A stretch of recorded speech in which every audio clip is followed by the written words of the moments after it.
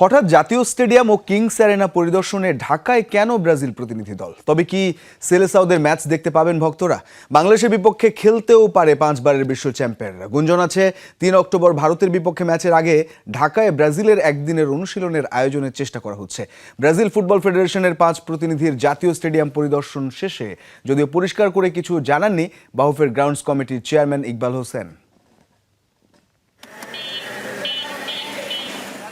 3 October কলকাতায় ভারতের বিপক্ষে ম্যাচ খেলবে বিশ্ব চ্যাম্পিয়ন ব্রাজিল। কলকাতার সল্টলেক ভেন্যু পরিদর্শন করে একদিনের সফরে ঢাকার জাতীয় স্টেডিয়ামে ব্রাজিল ফেডারেশনের 5 সদস্যের প্রতিনিধি দল। লক্ষ্য ভবিষ্যতে ব্রাজিল জাতীয় দলের ম্যাচ এই মাঠে আয়োজন করা যায় কিনা যাচাই করা। ব্রাজিলের থেকে একটা প্রতিনিধি দল এসে আমাদের স্টেডিয়াম, আমাদের মাঠ সর্বকিছু দেখে গেছে।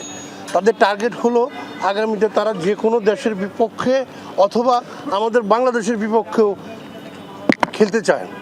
বিকেলে তারা জাতীয় স্টেডিয়ামে প্রবেশ করে মাঠের ঘাস, dressing room, media box, gallery সবকিছু পরিদর্শন করেন। এমনকি ডাগআউটের ও গ্যালারির চেয়ারে বসেও দেখেছেন। সন্ধ্যায় কিংস অ্যারেনা পরিদর্শন করেছে ব্রাজিলের প্রতিনিধি দল। তারা তাদের অপিনিয়নটা এখনই পুরোপুরি দিয়ে যায় না। আমরা আপনাদের অপিনিয়নটা দিলে আমরা আপনাদেরকে জানিয়ে দিব যে আসলে তাদের পরিকল্পনাটা। তারা প্রাথমিকভাবে বলেছে যে কোনো ম্যাচ তারা নিরপেক্ষ ভেন্যু হিসেবে আমাদের এখানে করতে চায়।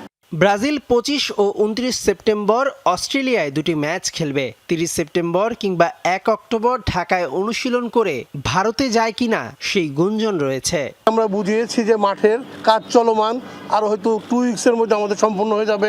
তারা ড্রেসিং রুম, তারা আমাদের পুরো স্টেডিয়াম ঘুরে দেখেছে। তারা আমাদেরকে আশ্বস্ত করেছে যে ঠিক আছে, প্রয়োজন হলে তারা আরেকবার এসে দেখবে। এই ওয়ার্কের পর তারা আরেকবার এসে দেখবে এবং তারা আমাদের স্টেডিয়ামের পরিবেশ দেখে অত্যন্ত আনন্দিত এবং মুগ্ধ, তারা এটা বলেছে।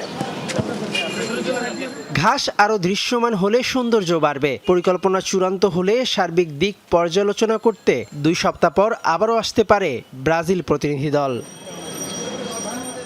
মেহেদি নাইম, যমুনা স্পোর্টস, ঢাকা।